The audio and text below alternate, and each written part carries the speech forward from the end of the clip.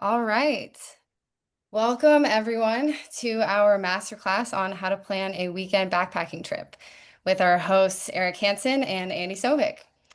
My name is Kelly Klein. I'm a marketing manager at Onyx Backcountry, and I'm going to be kind of running the class behind the scenes today, but Eric and Andy are your real hosts. We are recording the session, so that will be available on YouTube probably by Friday at the latest if you'd like to look back on our conversation. We also have a Q&A section, which is staffed by some really smart Onyx customer service people. We will make sure to get back to you tonight, or we will follow up if you have more of a long-term thing. But the Q&A is reserved for questions specifically about the app. And feel free to participate in the chat. I see some of you are already jumping in there. If you don't have a question about the app specifically, but you do have a question for Eric and Andy, we will have time allotted at the end of the class for them to answer your questions. So with that, I'm going to go through our agenda for the day. We are going to start with some introductions. Then I'm going to provide you with the page that has the QR code for the exclusive 70% discount on Onyx Premium and Onyx Elite that you get for attending this class. I will also add the link in the chat if you missed the QR code. I will, after that, product manager Andy Sovick is going to walk us through how to discover a pre-built trip in Onyx Backcountry. So you can create your trip based on trails and routes that already exist, and you don't kind of have to do it from scratch. But after that, Eric is going to walk us through how to build a trip in Onyx from scratch. So this will be really helpful if you want to build your own route and kind of go like a DIY approach. We'll follow that up with a Q&A with Eric and Andy. So these will be the questions that are specifically for them and not our customer service team. And I'll be collecting those answers throughout the class in the chat. And then I'll ask them to Andy and Eric during this time at the end of the class. So they will be answered, but just wait till the end. All right, let's get into the introductions. So first, Eric. Eric Hanson is a wilderness adventurer, filmmaker, and YouTube creator focused on backpacking, hiking, and travel.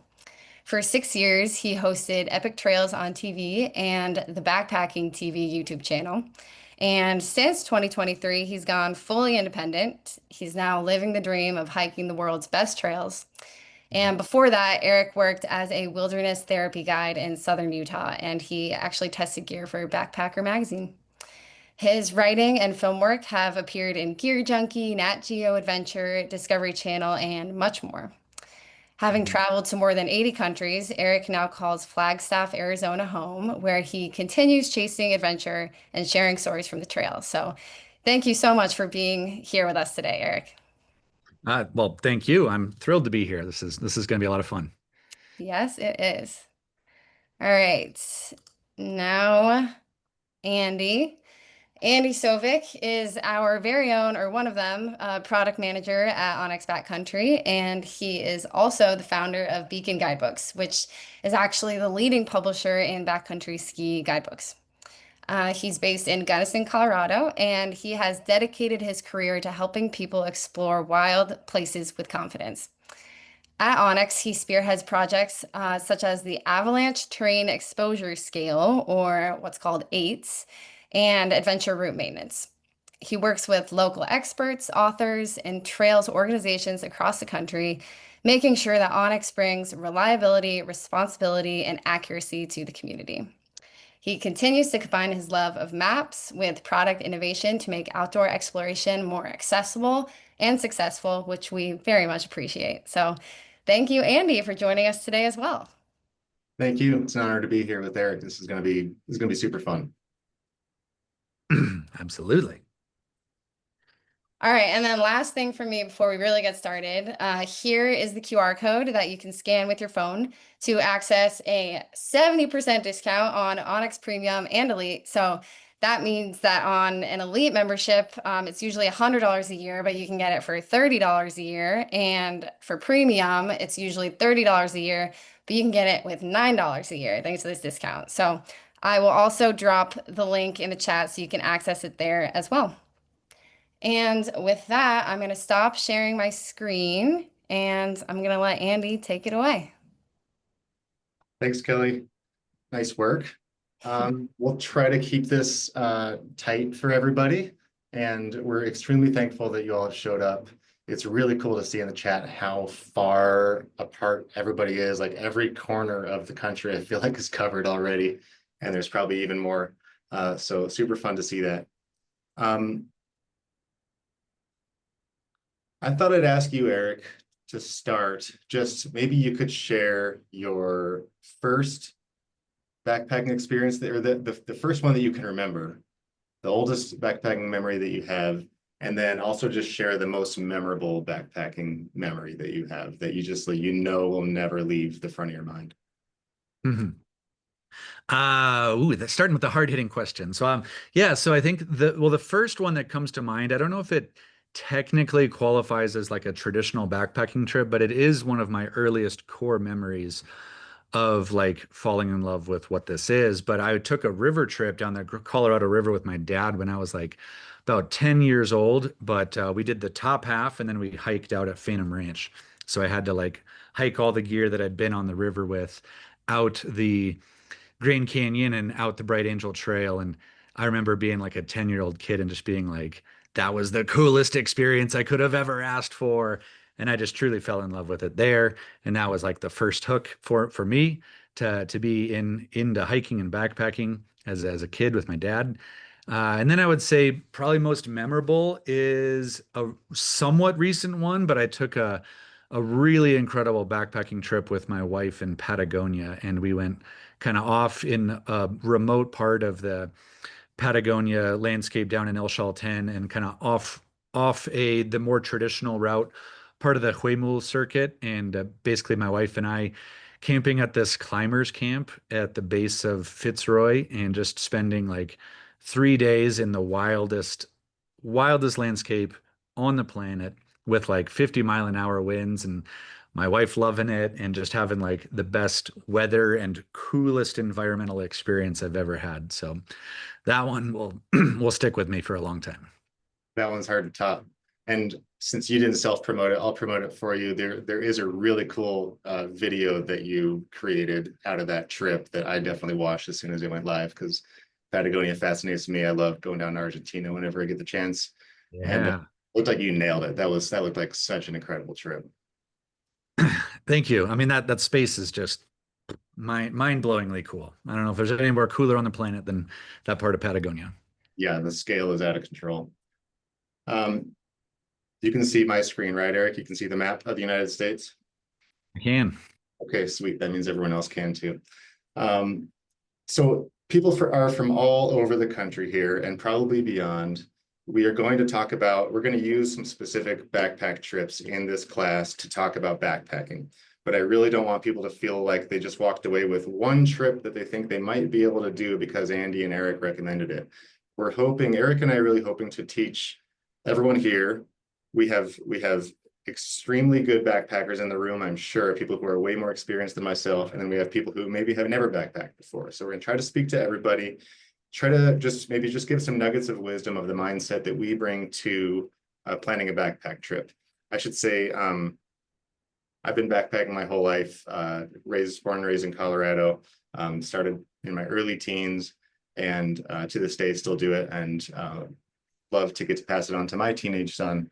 We backpack multiple times this summer now, multiple times a year, depending on what the environment is. So planning backpack trips is something that I've been doing, especially as a map geek, for my entire life. And hopefully I can just shed some nuggets of wisdom.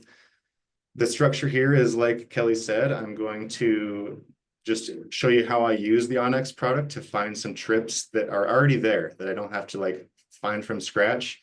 And sometimes that is like exactly the trip that I want. I see like there's a line there and it's got a big description. I'm like, great, that's all I needed. Like someone did the trip for me. Other times finding a curated trip is just enough clues and indicators to me that I can do something, a variation of it. Maybe I would extend the loop, or instead of doing the entire loop, I would make it an out and back. So I'll show you the mindset that I bring to using the product to plan that kind of trip. And then I'm going to hand it over to Eric. I'm going to try to drive and be his driver as he teaches us how he goes about building a trip from scratch. if there, whether or not there is a route, like what he looks for when just like trying to find a cool trip. Before this class, Eric and I decided that it's August, we're planning backpack trips. What are we most excited about right now? And even though I'm starting to think about like deep desert backpacking when it starts to cool down, maybe October, November, what I'm really excited about right now is fall colors, that fall scent in the air. Here in the high country of Colorado, the nights have been like a little bit crispier, and it's just starting to give me that like excitement for the fall colors. So Eric and I thought we would hone in on one of the best places to backpack in the world, the San Juan Mountains of Colorado. Does that still sound good to you, Eric? Yeah, yeah, I'm actually dreaming up of it. I was just in Phoenix. It was 110. I'm ready to go back to the mountains. But it's not 110 in the up on Molas Pass right now. Yeah, yeah, I So, think so. so I'm going to zoom in on that. And Eric, we're trying to keep this, conversational. So chime in. First of all, first and foremost, if I say something that you're like, I disagree, chime in. Or if you just want to like banter, like let's just do it. Cool. So here's, once again, I'm going to try to talk about how I use the product. So I use Backcountry often, obviously, and sometimes I have my content layers turned on. Sometimes I have the fire layer turned on. Sometimes I have private property or government land turned on. And I really like to start whatever I'm doing with a very clean map. So when it comes to using OnX, one of the best ways that I start, no matter what I'm doing, is just to clean up my map. So currently it is quite clean, especially when you're zoomed out. But if I had my content toggled on and I had private land turned on and active wildfire and let's say temperature and Verizon coverage, then when I get into my map, things are looking pretty wild here. And it gets like kind of frustrating. And so just like a good rule of thumb when I'm starting with OnX is just like get all of my layers turned off and then I'll turn them on as I need them. Andy, real quick, I don't know, like I don't know if this is just my screen, but I'm seeing part of like your face, my face, and some Onyx support stuff kind of covering where you'd find that. Can you just show where specifically, and maybe I'm the only one that's seeing this differently, but can you show exactly where people can add and turn off those layers? Yes. Do you see the hamburger menu that I'm circling my mouse around?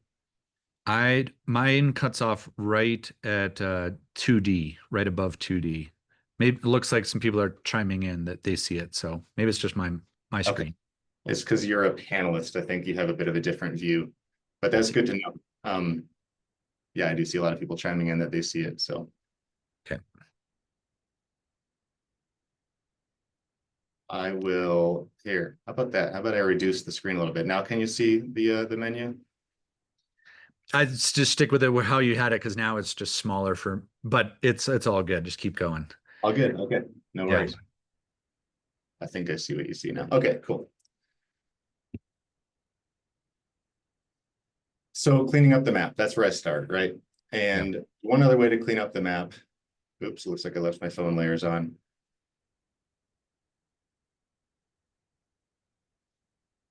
One more way, as I zoom in, I'll check the mode that I'm in. Sometimes the last time I was in the product, I was in ski mode, but we're planning a backpack trip here. So I'll make sure that I'm in hike mode. If I'm planning a bike pack trip, I'll go into mountain bike mode and so on. The last thing I'll do if I want to clean these things up is toggle on or toggle off the routes that are curated from OnX Backcountry. So that's where I go into filters and I see the show routes and I would toggle that off. Now I've got a super duper clean topo map, which, being the old guy that I am, I still love a good clean topo map. And then I'll start building these layers on as I need them, right? So here we've zoomed in to the San Juan Mountains, lovely Silverton, 14ers all over the place, the Trinities, the Grenadiers, the Needles. These are some of the most iconic mountain ranges in the country. And I'm lucky to live near them. I went to college at Fort Lewis College in Durango and then live in Gunnison on the other side of the San Juans now. And so get to frequent this area quite a bit. Yet there's so many places I haven't explored in these mountains. lifetimes worth of mountains to explore. Okay, so like we said, we want to plan a trip in the fall in the San Juan Mountains. Hopefully the weather's perfect. Hopefully the aspens are peak, and I'm going to look for the right trip for myself. So how do I go about doing that? First, I'm going to toggle back on the show routes to see what kind of information there is. These routes were brought to Backcountry from adventure projects, from hiking project, from outdoor project, and from a multitude of other sources that we have put into the product to help you basically get as many clues as you can into the routes that there are. So where are we? There we are. Okay. If I go to this area and I say, look, like this area above Silverton Mullis Pass is my favorite place to go. What's around there? I'll hit that discover button. And immediately I see a handful of routes that I can start to peruse. I see regional classics. These are recommended by local experts. Shorter routes, adventurous routes that are longer than 10 miles, and then everything else. And you can see that I can expand on any of these themes.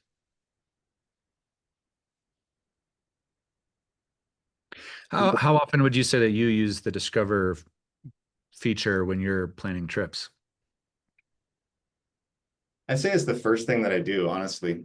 Yeah. If I'm going to an unfamiliar area, it really is just the best way to get acquainted. And one way to manage this, like where am I and where is this particular classic, is once I've opened Discover, if I do, this is true for mobile, like on your phone or on the desktop, if you just move the map a little bit or zoom in or zoom out, you'll see this little window pop up that says search this area. And then it'll only show you the things that are on your map that are actually like in view right now. And that kind of narrows it down. If you're like, I'm not interested in something that's like 30 miles away from here. Like I really want to focus on this area. And I can do that again, own in, search this area. And now I'm really dealing with just the stuff that's on this map. So if I'm looking for a backpack trip, I'm probably not interested in a short day hike or a classic hike. I'm looking for a longer route. So if I'm looking for a backpack trip, the first thing I'm going to do is scroll down to this theme, adventurous routes, because they're all going to be longer than 10 miles. And for me, if I'm thinking about overnight, I think 10 miles is something achievable. 5 miles in, 5 miles out. And if I need to shorten it, then I'll shorten it. But that's a good place to start. So I'm going to click See All, adventurous routes, and now I can start browsing. I haven't clicked into any single route yet. I'm just trying to stay as high level as I can before I get into the weeds. And this is really, like we talk about mindset that we bring to backpacking and trip planning. I really think, like I started out, zoomed out the whole country, start to zoom in on a place, and then metaphorically start to zoom in on what it is you're actually trying to do. And so now I'm starting to look for some trips that might suit me.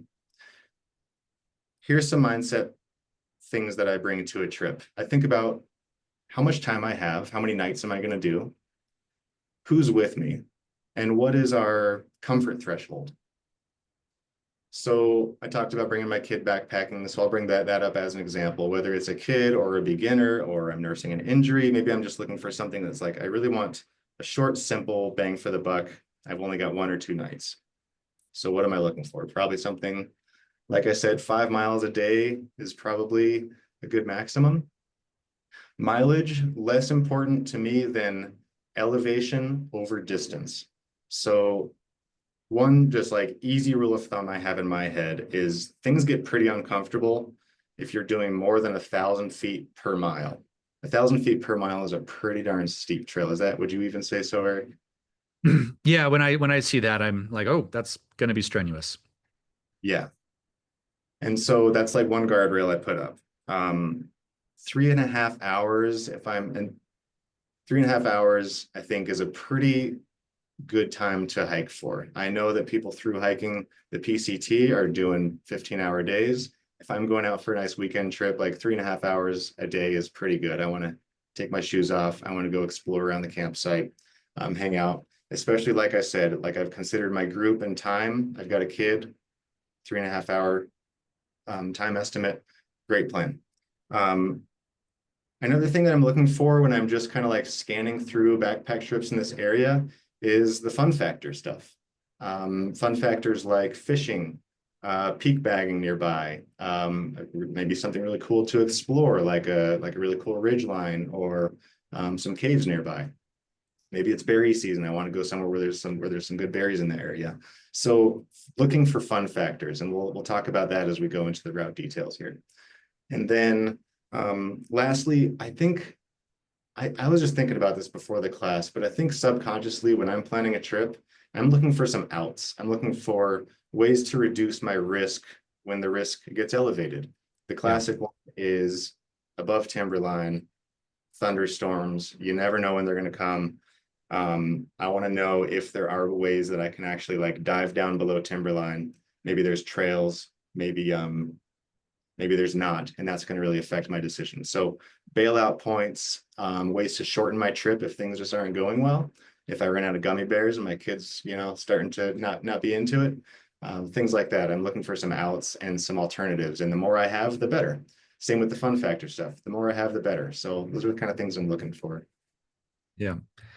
Something that comes to mind for me is like also with all those things you mentioned is like how frequently is there going to be water and considering like how big are my water carries? Am I getting to carry a liter because there's water every mile?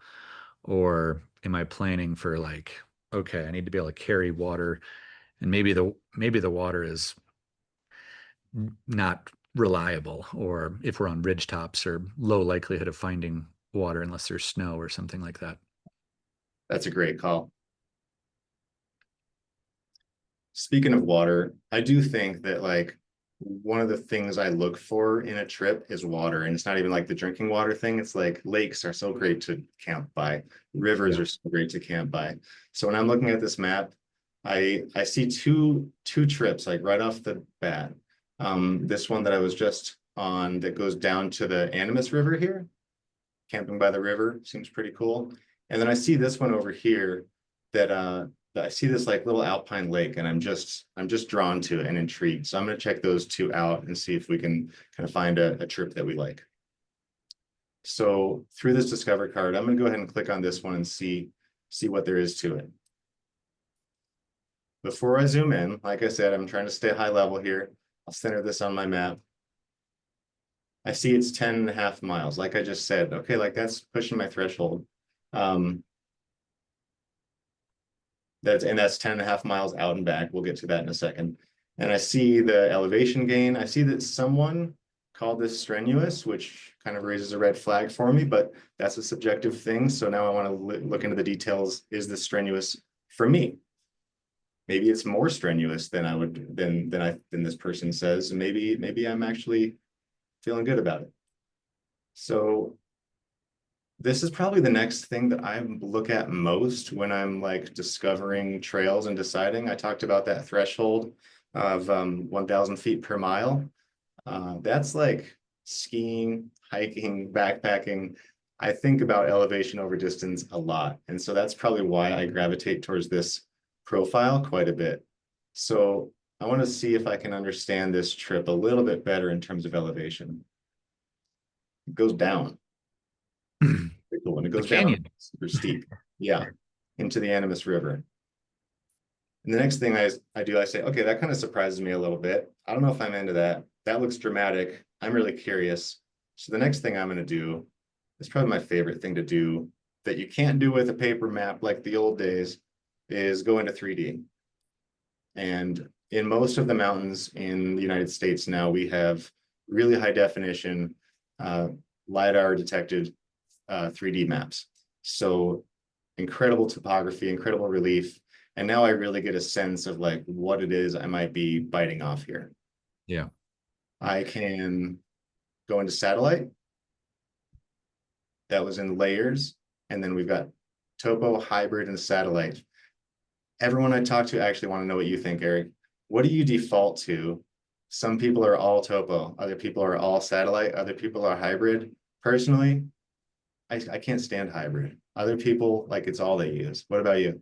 Yeah, I would say hybrid is the one that I use the least, and I would say satellite is the one that I use the most. Okay.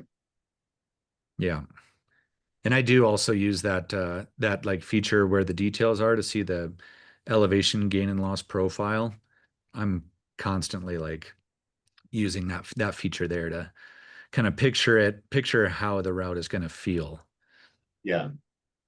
I think like if there is anything that gives you a sense of the difficulty level, like this is it, I think. If Yeah. there's any one thing. So I see here, I talked about that threshold, 3.3 miles to 5.5 miles. That is 10,000 feet down to 9,000 feet. That's like, according to my calculations, just a little under that 1,000 feet per mile, but man, that looks steep. And I just talked about another threshold I use, thinking about my outs. I don't see many outs here. Like once I'm down there, I'm committed. So here's another rule that's like, I guess, a hot tip for using backcountry product. I've been like scrolling around here in 3D. Maybe I even like zoomed in too far and got a little lost and I'm getting dizzy and everyone watching this class is probably getting dizzy. One really nice way to just like reset is I zoom out and I hit that 3D button and it snaps me back into two-dimensional. I want my clean map back. Okay, I'm on to the next thing. I had said that I was kind of intrigued by this lake over by this really cool peak called Uranab. Hmm. And I'm interested in the routes that get me there. So I click on that route, not using the discover button, and I immediately see some stats that I'm looking at here. You get to see some useful information about the season. I get to see a description.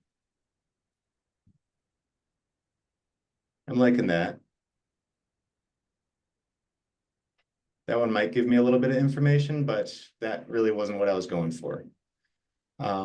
What's another route around here that I might get some good information from? Okay, if I'm looking for the exact trip that I want, and then I clicked on this and I see like, this isn't exactly what I want, but I also could really glean some good nuggets of wisdom from the descriptions of these routes. I see that this one goes from the pass over to that lake that I was interested in. Then I see there's a route that gets me back. And I think that could be a really cool loop. So I'm going to read about this route. I get to do that elevation profile again. I'm looking at the distance. And I think, okay, I'm going to use this description and this information, and then I'm going to build my own route. And I think what I want to do here is I'm going to experiment by building a route from the Engineer Mountain Trailhead all the way to this lake. And I'm going to look at the distance and profile of that.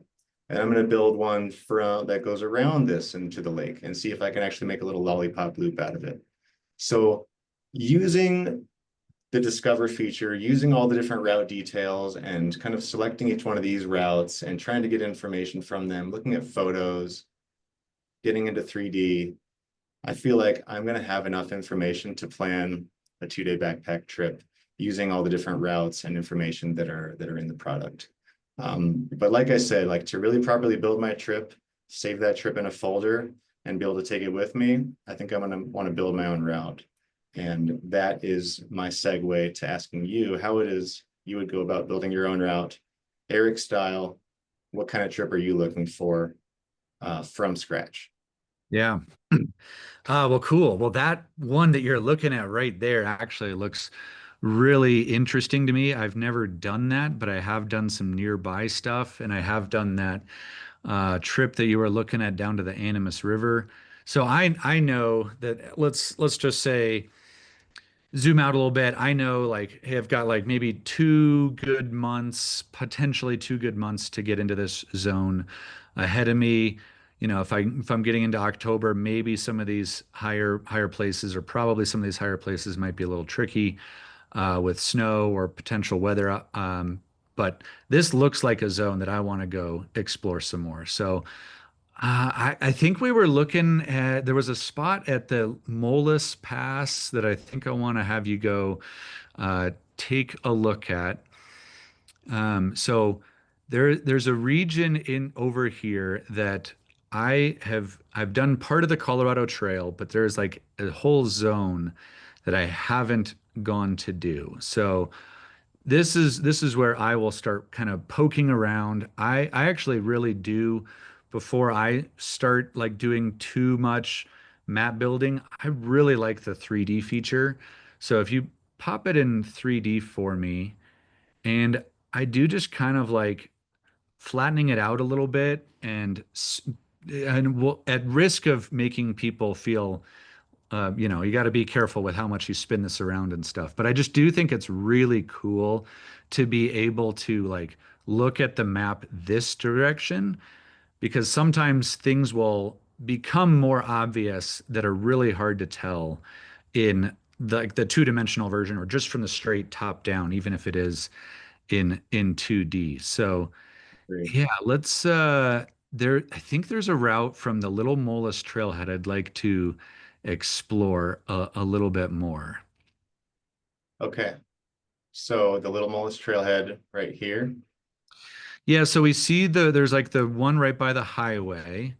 But I think we can get in potentially. We could even look with the map to see like, oh, should we use that little bit of a trail or should we drive a little bit further up the road? That can be helpful too. Where that this is where sometimes I like satellite functions and just getting a little bit more data of like, oh, you can like physically see the car park and stuff like that. That's always helpful for me. Okay. So I think well, when I start going in, I start using the route builder. So let's say we're going to do something off of here. So I believe part of the route builder function is actually covered for my view, but there's usually like something with like a snap to or a line drawing feature where you can essentially in the snap to function, you're using some of the information and data that's already built into Onyx. So those like dotted lines, yeah, exactly. As Andy goes over those, it's going to follow that and just kind of snap the trail that you're building to those lines, which is super helpful. And that way you don't have to like make a million little points along the way, which you may need to if you're going completely uh, out on your own where there's no information input. Yeah. And I'll add, and this can be a point of frustration for me or anybody else, is if I don't want to snap to, if I'm like, why is this line like not doing what I want it to do? Like, look how it's dancing all over the place. If I am trying to draw a route off of the trail, is I just select that point draw feature, and now it will just draw straight lines across the map. Yeah. But like you said, like if you are using a trail, this can save a lot of time and headache, and it's going to be a much more accurate route that you build. So carry Yeah. on. Yeah. Cool. So if you don't mind zooming out for me, let's pick where we're going to go to and from. So we could actually like, even if you've started building the trail and you're like, actually, no, I'm not quite ready. You can either hit undo or clear, and you can kind of then almost like start over Yep. if you want to, because I think I'm not actually quite ready. So I want to look a little bit more. Sorry, I'm like getting really close to the my computer here, my screen. So there's let's actually flip it back into topo mode maybe.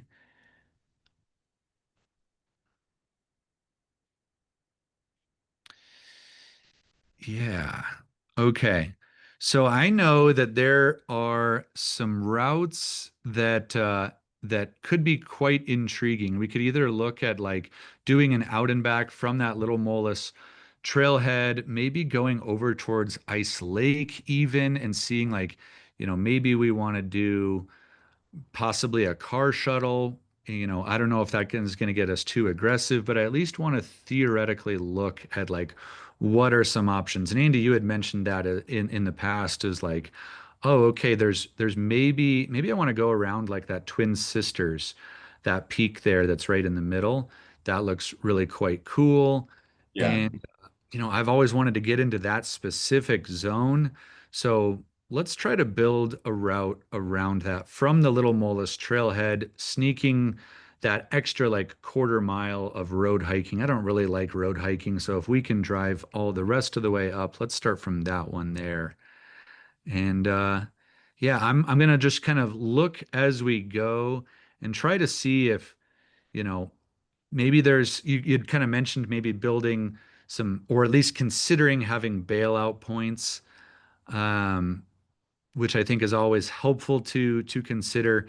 So what's really cool is as you're dragging this around, the map or the route is getting magnetically snapped right to the trail itself, and then you can add some points. So like be like maybe I don't want to go that last leg. You can undo it or delete it, which if it's helpful in case you don't, you know, it just allows you to correct a mistake easily if you want. So one thing that I'm also looking at as I go is the accumulated distance, which you can see in the route builder now, off to the left. Yeah, exactly. So from there, looks like from the Little Molus trailhead, we've built a close to 12-mile route. Now that's depending on where you're going or the elevation profile, 12 miles might be a pretty big day. And depending on how aggressive you are, that's a distance that I would consider for sure. But I think that what I'm also going to be looking for is possible camps along the way.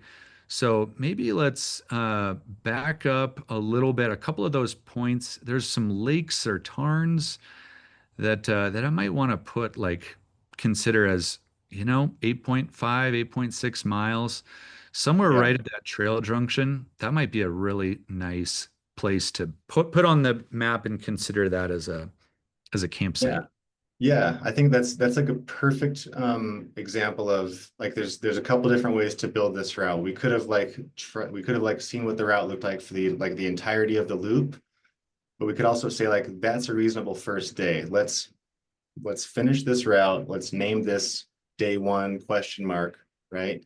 And then and then go from there and see what the next day might look like. Yeah, I think that's a great way to do it. And I do it, and I honestly do it both ways. Sometimes I'll build a full route and just be like, I'm trying to get around this mountain. It's going to take me 30 some miles. Okay, then like backwards engineer, how many days is that going to take me? How, challenging is the route? What are the bailout points, and who can join me if anybody can join me on that type of a route? But yeah, I might be looking at like, I want to hike around the Twin Sisters or just do something near that. But I think that's a good idea for the sake of this. What if we just make that day one to that little trail junction? Cool. I'm gonna make that day one. I'm gonna put this in a folder that we make for this trip. And I'm gonna click add, create new folder, and I'm gonna call it Eric's San Juan Super Duper Special Nice. Trademark. Okay, then I'm gonna save it and it'll go into that folder. Sometimes what I also like to do is change the colors based on day. So it just can help visualize it a little bit more once the full map is built out. Okay, so I would go down to edit and then I would change the color. And you can also change the line style or weight if you want. So we'll keep that one red. Cool. Yeah, I like that. So, okay, so there's probably a good camp. And one of the questions that I often get is like, how do you even know where to camp? And that can be tricky. And I think that, as you spend more time in the backcountry and doing these trips like this, you do start to get more familiar with what will likely be a suitable campground. I'm noticing that there is a trail junction, there is a lake, and there is just like a potentially looking flatter place on the map. So I'm guessing I don't maybe know for sure. Maybe I could look in at some of the other trail descriptions that other people might have put in. But maybe there's like good camping there. Seems pretty likely to me, and I would say it looks to me, we'll go into satellite, but could be above tree line. And like I said, I like to have outs. So is there some suitable camping below tree line in case the skies are looking a little sketch? Yeah. So, I mean, yeah, like near some lakes, like you said, awesome. I do see like some pretty simple rolling terrain that might get me down into the trees. That seems pretty nice. Yeah. Yeah, Uh, cool. I like the idea of spending a night there and having water, anytime that you can be by a water source for camp, super, super helpful. You're not having to haul. If you were to camp on a ridge line, the chances are that you're going to have to carry like 3 or 4, maybe more liters of water. So this looks like a pretty great camp. The distance is suitable, 8.5 miles. Looks great to me.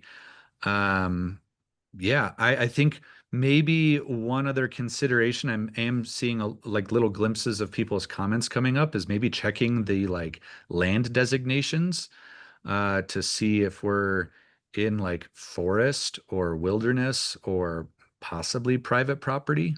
Yeah, that's a great call. I'll kind of walk through a little tutorial to get everyone in there. Like I said, I like to when I do stuff like that, I like to zoom back out, click that 3D button. I'll hit the hamburger menu for layers. I'm going to go into topo because as soon as we start adding land content, like land designations and things like that, it starts to get pretty busy. So here's the private land toggle, and here's the government land toggle. We'd be remiss to not mention the active wildfire layer at some point here, Eric. So let's try to Totally. remember when we would fold that into the planning.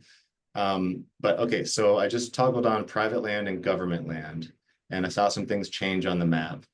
And one way I can find out if this is government land is I find a place to click on the map that is not a route or a peak or a trailhead, just like a nice general blank spot on the map. And I can see that since I have the government land layer turned on, I see this is San Juan National Forest, Columbine Ranger District, and I can even go to the Forest Service website for that Ranger District. Yeah. It'll link directly to there. Yeah, oftentimes we're looking at like, does this go through private property? That would be really good to know. Yeah. And those boundaries are shown by these usually red outlines, and we'll see the owner of that property. And the San Juans, oftentimes it's a mining claim. Yep. But yeah, great call, great. I'm glad you mentioned that. And one thing that when you click on that information panel that popped up when you just like grab the, any sort of general information, one thing I just want to note that can be really helpful, there's like the Ranger District phone number down in the corner.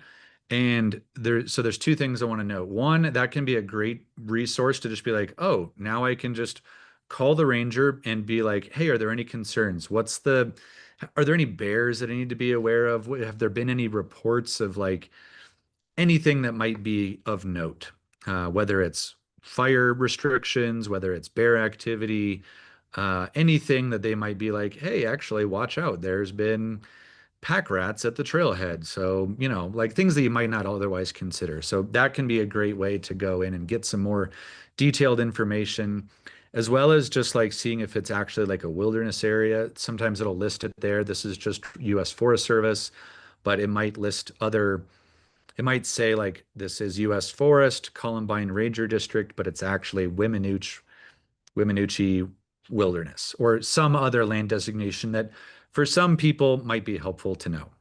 But maybe let's keep going on with our trip planning then. It looks like there is one mine to be aware of for um, potentially camping on private property, but it's also back where there's a road. So I probably maybe could camp there.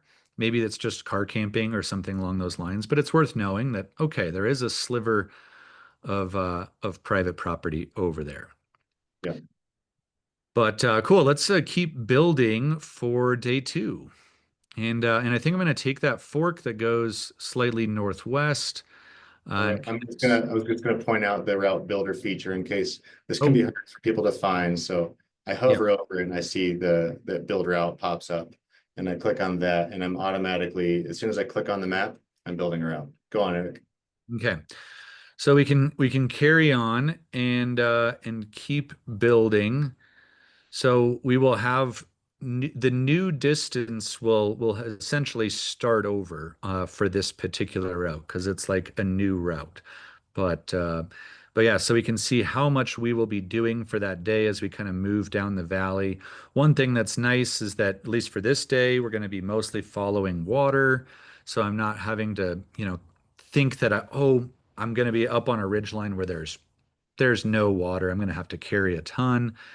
Except for now, maybe as we're getting further up this, okay, we're going to be climbing some steeper terrain. Maybe there's actual water at Porcupine Creek. Maybe there's only like snowmelt runoff that's not reliable. Who knows? But that looks like a pretty cool area nonetheless to be going. So, what I might also do is because I'm curious if that Porcupine Creek might have water, is switching it back into satellite mode and just seeing if I can kind of zoom in and see if there's signs for water. Yeah, let's zoom in. Because sometimes it's pretty obvious, oh, yeah, there's definitely going to be water. And sometimes it's not super obvious. What are you looking for? Yeah, so like that little cutout in the trees right next to the red dot, that looks like okay. If that was just full of trees, it might be really hard to tell, but you can you even zoom in further? Sometimes the level of detail on these maps is like pretty mind-blowing. You can actually like see like, oh, there's straight up running water there. So maybe sometimes it depends when it is, when the photo was originally taken. But I think that it's going to be end of the season if I'm planning this for September, October, but I feel like there's probably going to be water in that drainage. So I'm maybe not having to carry a ton of water from the previous spot, which would be lower in the valley, which I would feel 100% sure that there's going to be water. Yeah, yeah, I think that's kind of how I would go about it too. I would also, I think another indicator to me, Eric, is I see like it transitions from trees to what clearly looks like willow bushes to me. Yeah. And usually willow bushes is a sign of perennial water Yeah. because they can survive very long without a good water source. So that Yeah. to me is an indicator. Another thing I think about is like it's a drought year. I might be wrong. What's my backup plan? Yeah. And I think about just the way that snowmelt feeds the streams, which is it melts directly into the ground. And so if I generally hike downhill, down that stream, eventually that water starts to percolate out of the mountain and into that stream. And so I may have to hike down the stream a ways to go collect water, and I'll decide if I prepared for that and if I've built enough margin into my day. Like you Yeah. said, we're at 5.7 miles here. And so I see like, okay, like if I have to hike an extra mile to go get water, maybe not the end of the world. Yeah.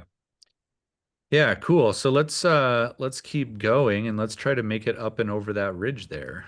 In this same, we're on the same day, right?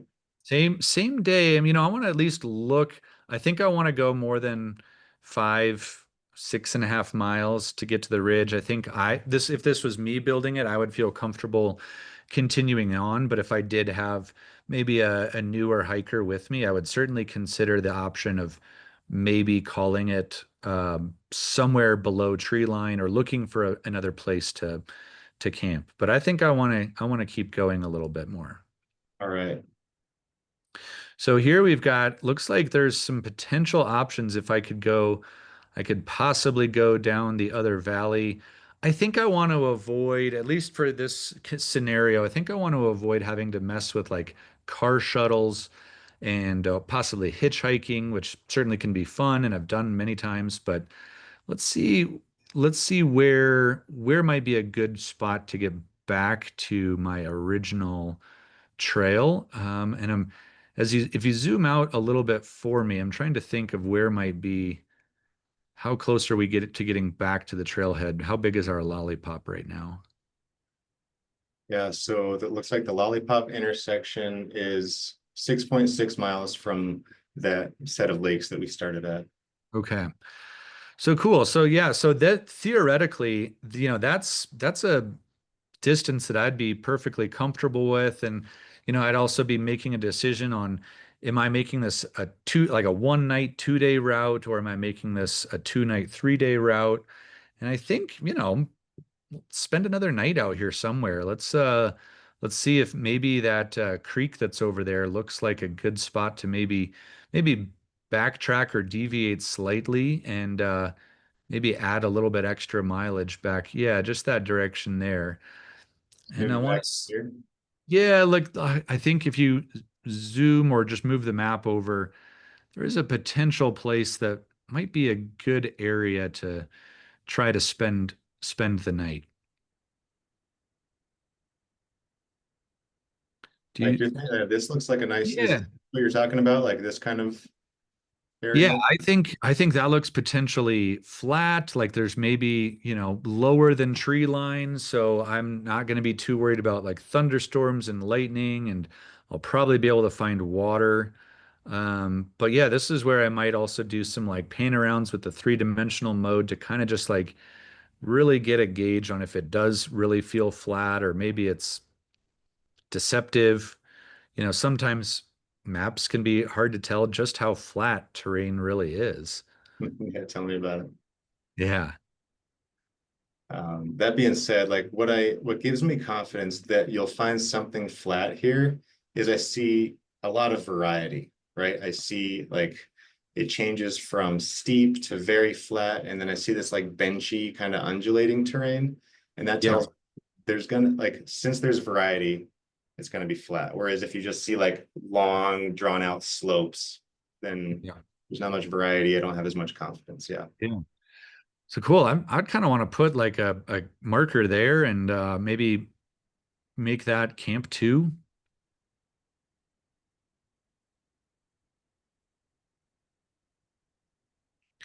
Yeah, it is really cool and helpful to put notes in, kind of like as you're going through the building process, giving yourself future information about what you've been, we're thinking about in the process.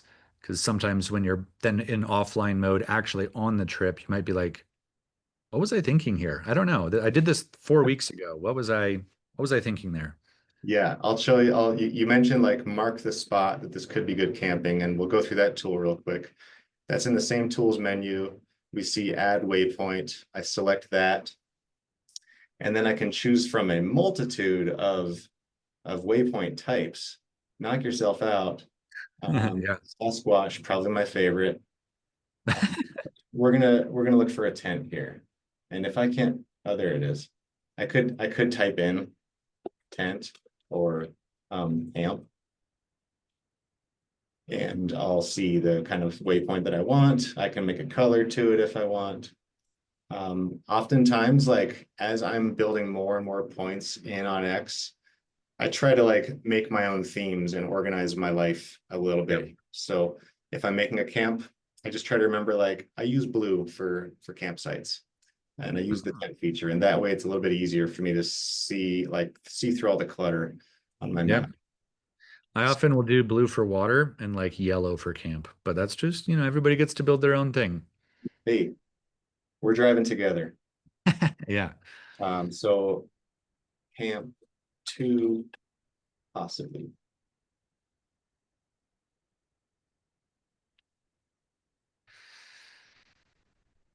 Cool.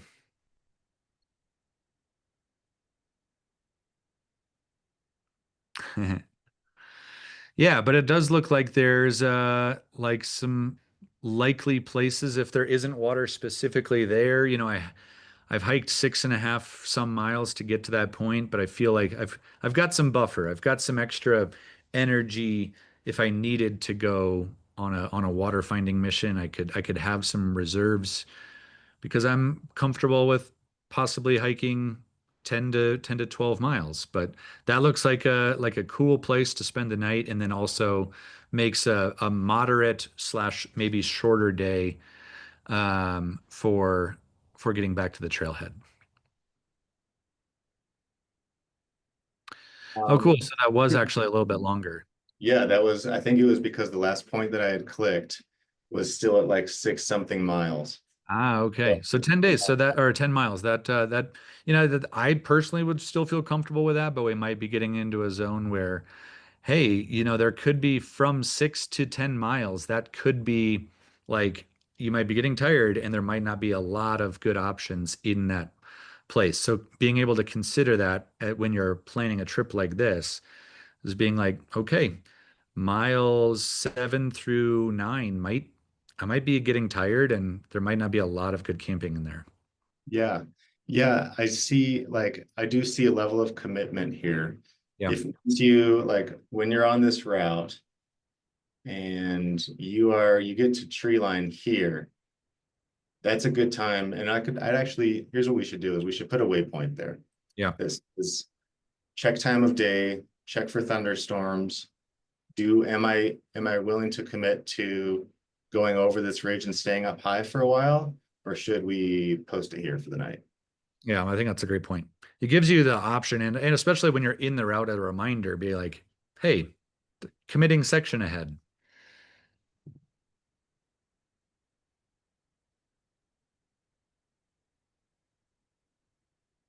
So to save browsing through all the different things, I'll just put an X, make it red, the universal color for warning. I'll put it Yeah. right as we leave timberline Yeah. or tree line, depending on what part of the country you're from. What do you say, tree line or timberline? I say tree line personally. I don't know where the distinction comes from.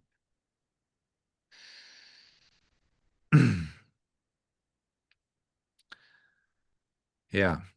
I'll put some notes in there. I'll name it. I really try to remember to name all my waypoints. Otherwise, they just all start to jumble together. Yeah. So I do this all over backcountry ski, hiking, peak scrambling, backpacking. Decision point is a really common thing, waypoint for me to add because Nice. there's so many times when it's like, we've all decided as a group, this is our decision point. Like I said, I like to have outs. This is the time to decide if we have an out. I don't want to decide it after we've committed to tree line for the next 4 miles, right? Right. Yeah, absolutely. Cool. Oops, I didn't. I want to add it to that folder first. There. Nice. Okay. Okay, so then we can build our exit out. Hopefully getting back to the car park or where we left the vehicle so we don't have to worry about shuttles. So I'm either going to go up Bear Creek or backtrack and go around, but probably in general I'd rather hike on a trail than bushwhack. So I will probably, do exactly what you're doing there, following that route and link back up with the trail that we originally started on and find our exit and see what kind of mileage that ends up being there. All right. This time I'll click at the end so we can actually see the mileage we've built. Nice.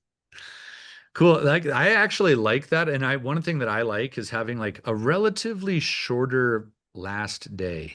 Like sometimes it just depends on the trip, but if I have like a 12 or a big day, 12-mile exit or a big day exit, and I know I have to drive or I personally love it when I can have like get up on my last day, no, have my coffee, have a mellow morning, hike out and get back to my car, um, you know, middle of the day or mid-afternoon and have opportunities to get my post-adventure meal and all those things. But yeah, so that looks like a really cool route.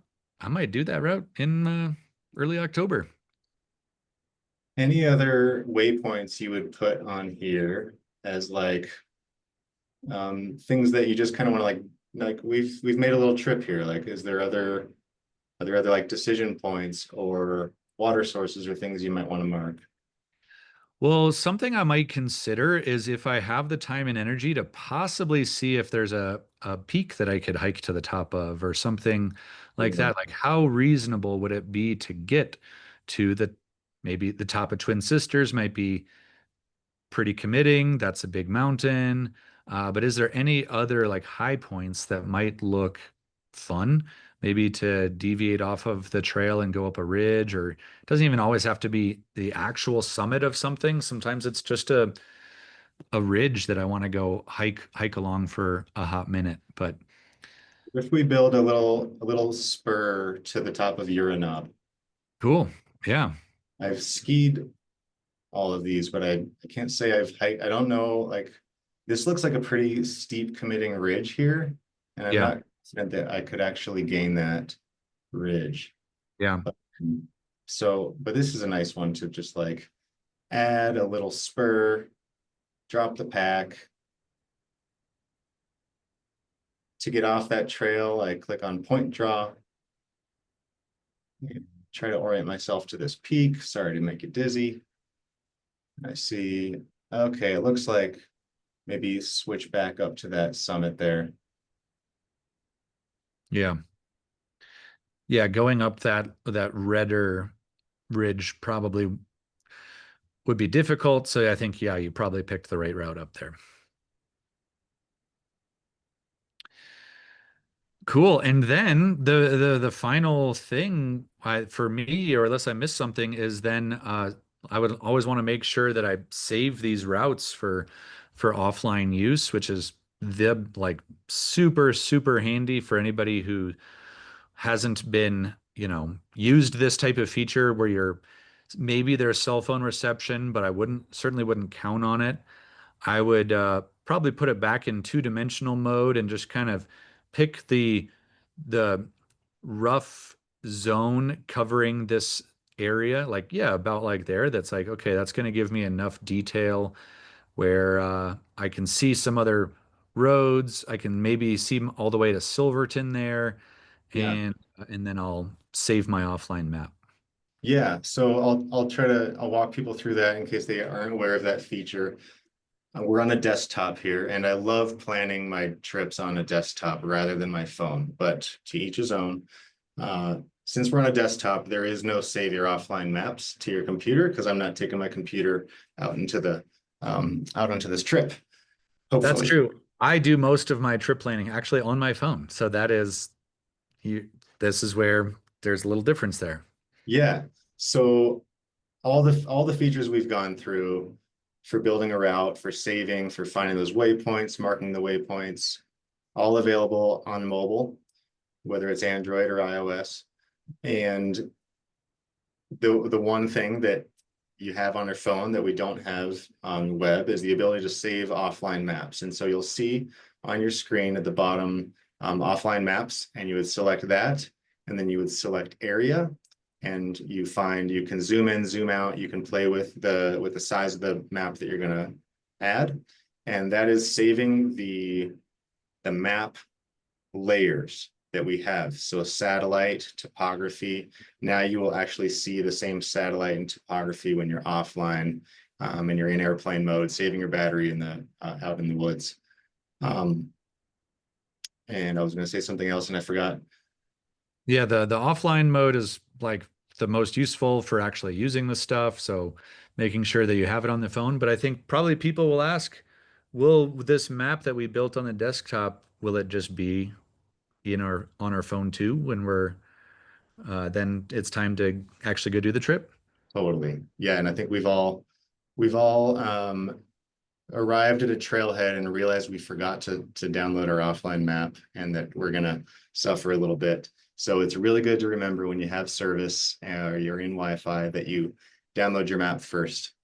And so that saves the map features. And what I was going to say and forgot to is when you do save your routes and waypoints, those are saved on your phone and on your device. So that happens, but the map won't be saved until you go through that download offline maps sequence. Yeah, so you were building this on your account, but if you then opened up your phone, you would see this route with the waypoints in your phone. Right away. Yep. Right. This is really cool. Yeah. Yeah. And I can take that folder and now I see that whole trip in the folder there. And I can share it. And if you and I are going to go do this trip, I can select contribute, and I can select share, and I can share this with you if you have an OnX account, and then you can add all sorts of waypoints and things to the route. And like that's why I put question marks in there, is now we can kind of like have a conversation about the trip plan in the map folder. Yeah, it's a really cool feature.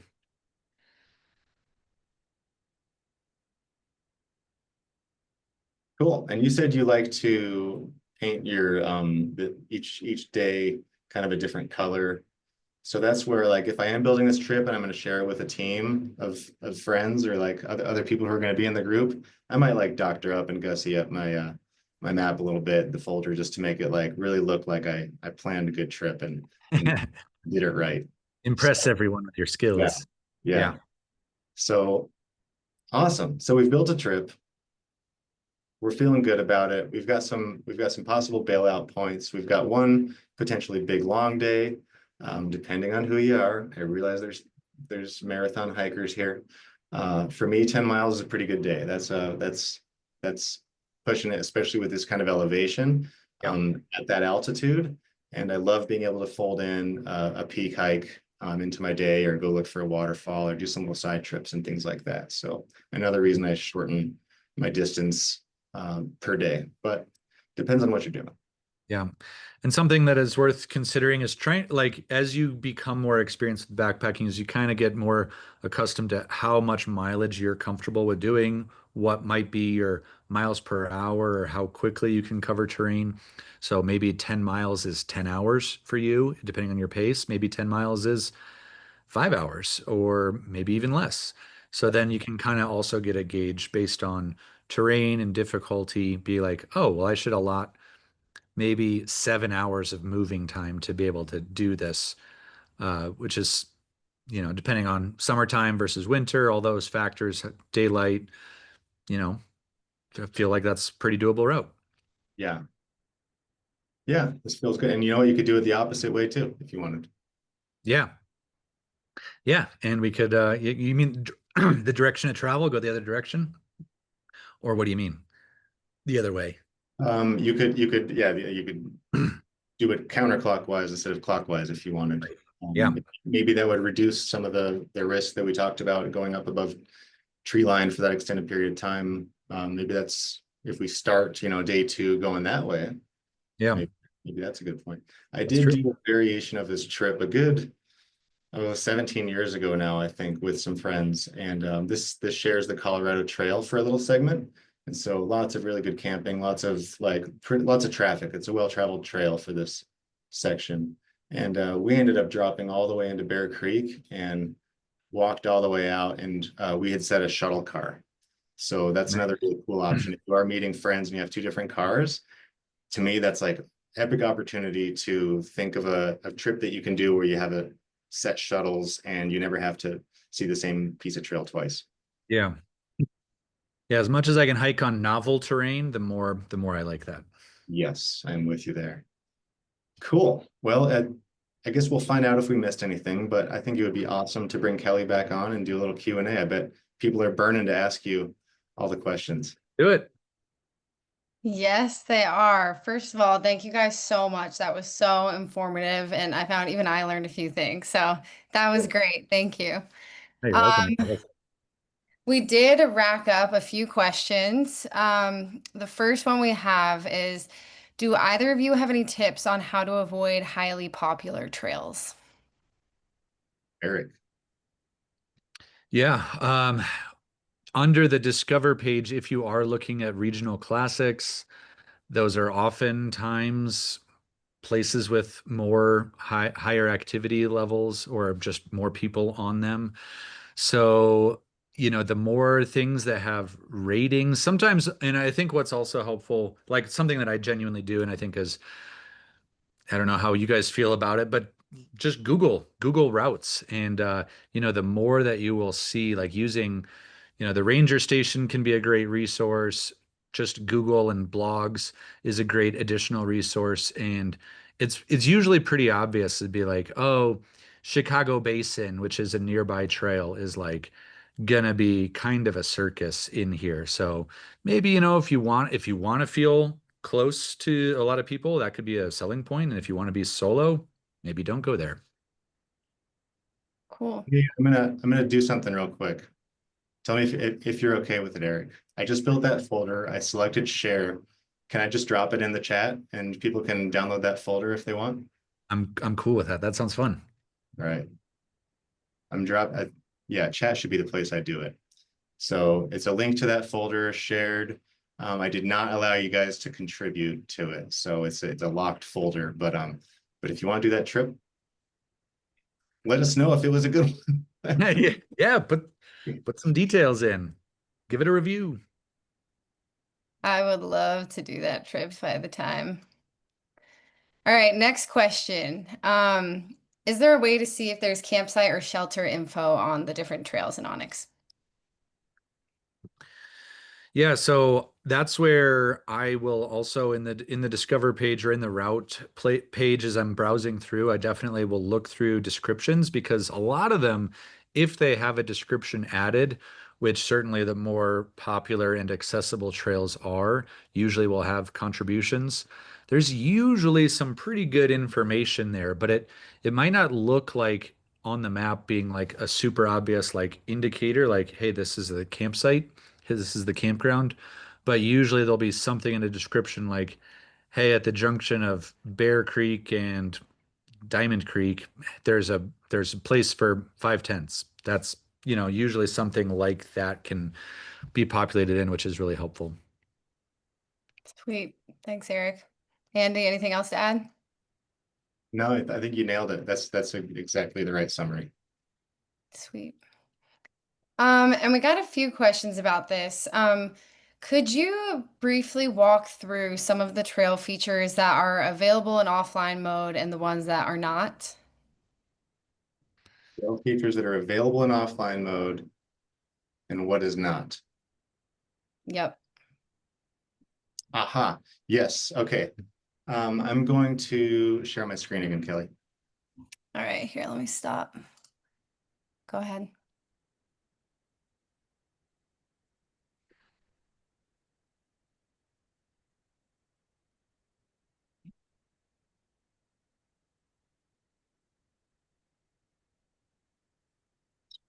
There it is.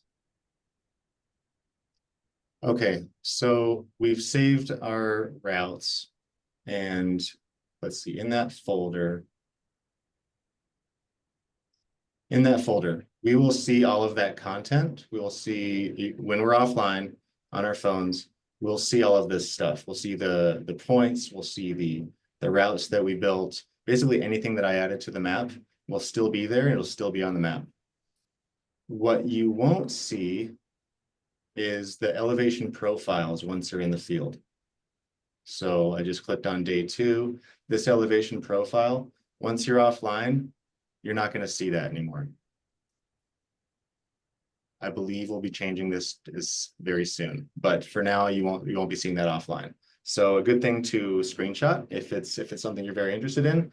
And of course, there are other ways to figure out elevation changes, top and bottom. That's using topography lines and actually, just like getting into 3D and all those cool things that we can do offline. I think those are probably the biggest ones. Like that's probably like the biggest and highest consequence thing that's really good to know before you go in the field is you're not going to see that elevation profile, but you'll see the distance. Like I said, you'll see the route on the map. You'll see the other routes on the map. As far as the tools go, route builder, you cannot do offline.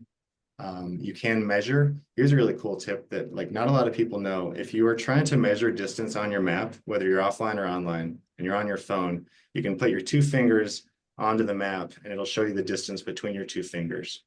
Not in centimeters, but in the miles on the map. So that's kind of a helpful little tip when you're trying to figure out what to do. Yeah, the distance That's an is two awesome tip. centimeters. Yeah. Did you know about that one, Eric?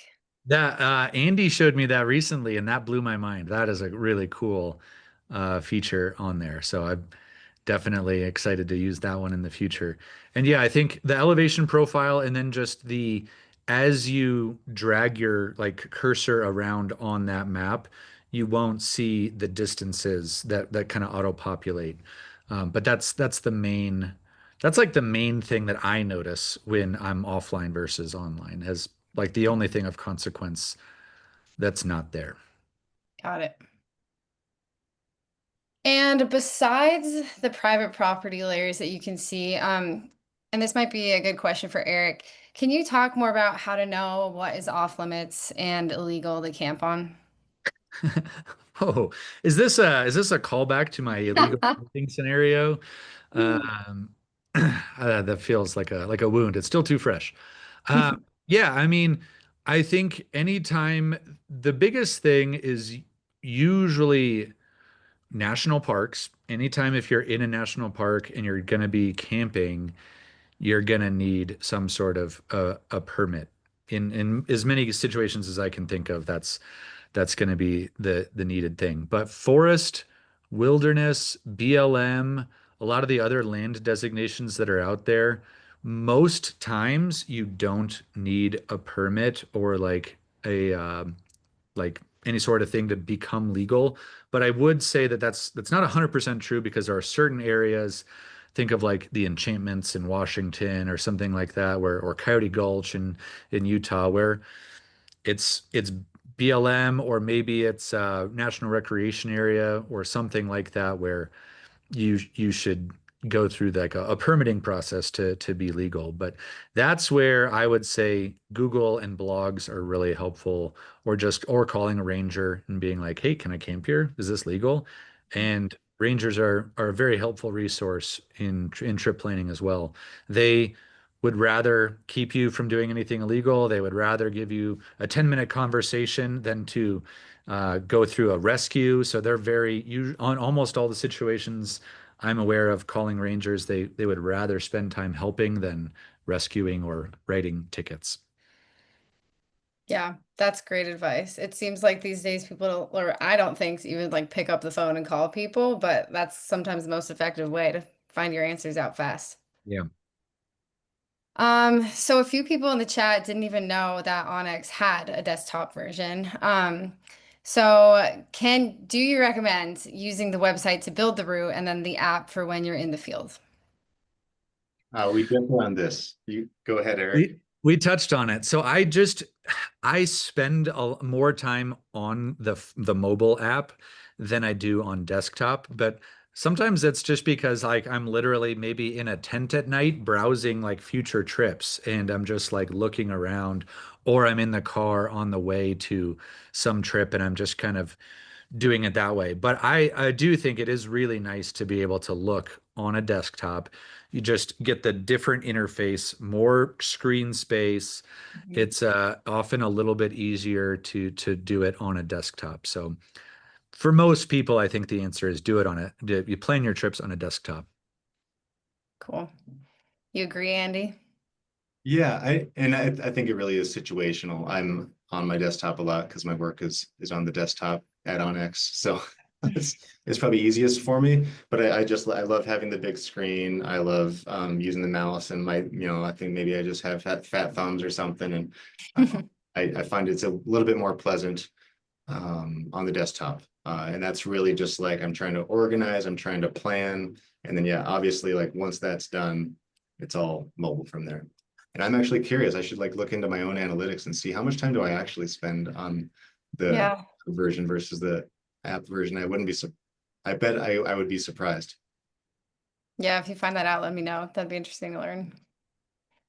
All right, so this is kind of a general question about planning, but can you walk through or have tips for how to check the app for weather forecasting?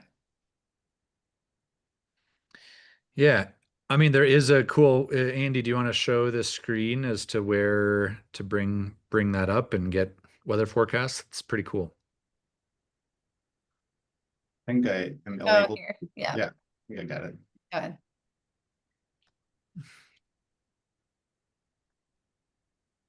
Yeah. So what's the like, is this a good idea this weekend? We should be able to find this out with the Yeah. weather. Do you want to talk me through it, Eric? Yeah, so there's like in the bottom right hand corner, there's a weather button. Give that thing a click. and you get all sorts of really interesting data. I always like to also know what the moon phases are. It's pretty cool how you can just like drag the map around, and it should, generally speaking, is pretty localized. And then one other like really cool thing is checking for wind, which is a really helpful way tool. But yeah, like you get all sorts of cool weather information for how many days can you see out? Can you see 7 or is it 5 or what is it? Um, it is, I think it's 7 days. Yeah. Yeah. Yeah, so you can see all the way through September 3rd. You can get way into it. You can see wind forecasts. And yeah, like you said, it's pretty localized. As I move the map around, you see that symbol in the middle of the map moves with me. And so if I move, the town of Silverton, it's lower elevation. In the summer, it should be warmer, which is what I see. Uh, yeah. Can you show how there I kind of almost actually forgot how to do it, but there's a way to check for current wind speed, which I think is really cool. Like if you're thinking of like going, that's the Right. current wind speed, 4 That's miles the an hour. current speed. Yeah. So using weather, I feel like usually your wind is one piece of the puzzle Yeah. to the weather, and so that's why we put it like at the top of the card here. Yeah. So you see the wind, the precipitation happening right now, and then we see this barometer. There has been thunderstorms in the area, so I'd be certainly looking at for this trip if we were doing it this weekend or sometime in the next few days that lightning on ridge lines and thunderstorms might be something to watch out for. Yeah, afternoon thunderstorms. You have a rule of thumb for like if we know we're going above tree line for this trip, um, like noon, 11, 1, or is it more like watch and see? It's watch and see, but I wouldn't feel excited about being on a ridge line after 2 p.m. That 2 to 5, 6, 7 p.m. can be pretty hairy on some of those ridge lines. And if you've done anything, that's one thing I do remember from my stint on the Colorado Trail, which I didn't do it in its entirety, but that was like people would get up at like 5 in the morning so that they could time their ridge lines for like 11 a.m. or something like that, or something before noon. So just something to consider. Yeah, I mean it's I think peak hikers, people who are really into peak bagging and getting up on peaks and down, I feel like it's pretty common knowledge to really start early and just increase your margin of error to be able to get up and down before possible thunderstorms move in. They're really, despite the amazing forecasting these days, it's still really difficult to predict a thunderstorm exactly when it's going to happen. And I'm sure you have seen some fast moving storms come at you that have Yeah. you running. And they're really localized. So like Silverton might be fine, and the ridge line right above Silverton might have a super dangerous thunderstorm. Absolutely. Absolutely. All right, well, we are almost 30 minutes over an hour. So any questions we didn't get to, we will make sure to get back to you within the next few days. But thank you so much, everyone, for sticking around. And thank you again, Eric and Andy, for your time. This was a super informative class. I hope people learned something. I had fun doing it. And thanks, Andy, and the whole team. Thanks, Kelly. So this was really cool. Yeah, thanks to all of you. Thanks to all the Onyx support staff fielding all the comments in the back. Thanks to everyone for coming. You're the ones that make it fun. So this has been an honor. Totally. We're going to announce another masterclass with Andy and another special partner coming up this September. So everyone stay tuned for that announcement and have a great rest of your evening. Thank you.